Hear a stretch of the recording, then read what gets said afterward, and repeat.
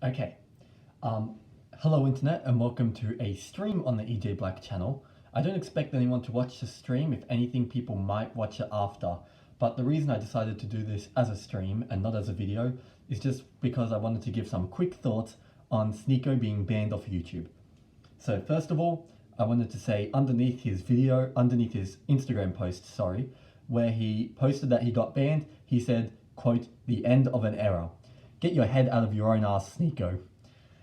The era of good Sneako videos ended in 2019. What you're doing now, what those streams that you had been doing on your second channel now, and even your main channel videos, which had seen a clear dip in quality, was not part of that same era. But in any case, I wanted to talk about what I actually think about him being banned, not what I think of Sneako. What I think of Sneako's thoughts about him being banned. So, I obviously did not like Sneako. I made a video talking about how I did not like Sneako, and I supported many videos that spoke about how they also did not like Sneako. The reason I didn't like Sneako is pretty obvious. He held himself to a lower standard than he held other people to without seeing that.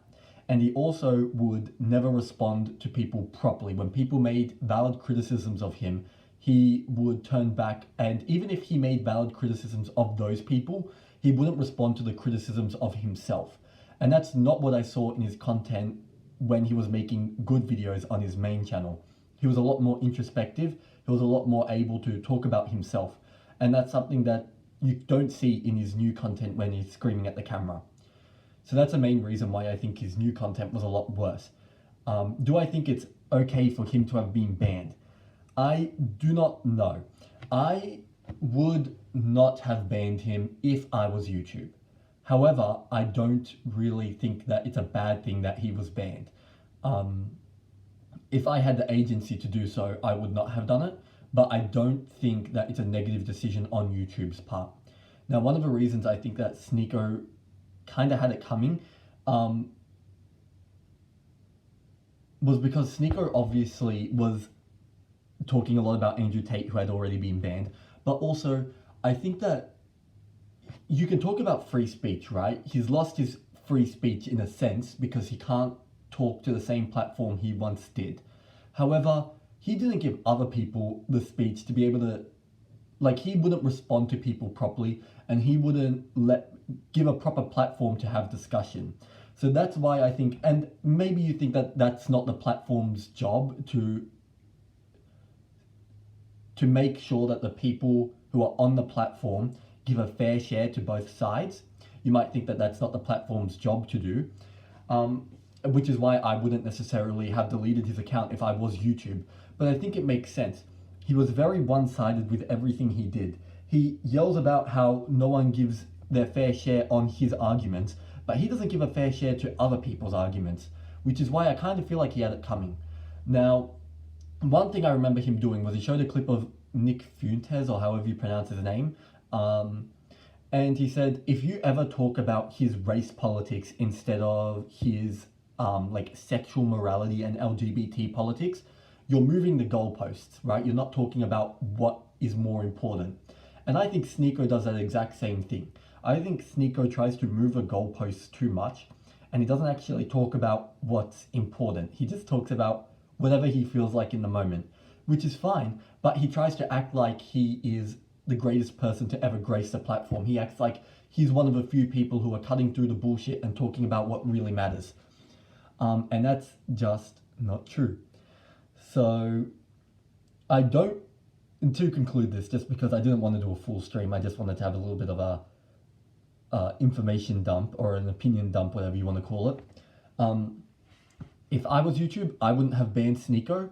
I don't blame them for doing so, and I see why they did do it. He's very hypocritical, and he often makes statements about things that he doesn't really understand. Oh, I should have brought this up earlier. So there was that Chad clip, you may have seen it. That was what Nick is Not Green used to say we should ban Sneako off the platform. And he said, you know, you need a rough fucking in order to get a better brain or something. I don't really understand it. But Sneako used that in the same way that he says other people deflect from important issues, right? People will talk about important issues and Sneako will say, you just need to have sex. That's the only problem. But then when other people talk about issues that they see as important,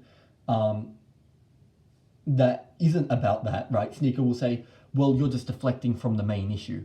And so, I mean, I think that, it's just obviously, it's a bit stupid on Sneako's part.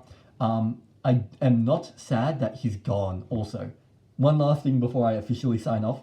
I'm not sad that he's gone, because one thing I think about when people get banned is what are we losing, what are we gaining, right? When Andrew Tate got banned, what did we actually lose? I would say you might have lost some people feeling more secure in themselves, but then you gained a whole lot more people feeling secure in themselves because he hurt a lot more people than he helped.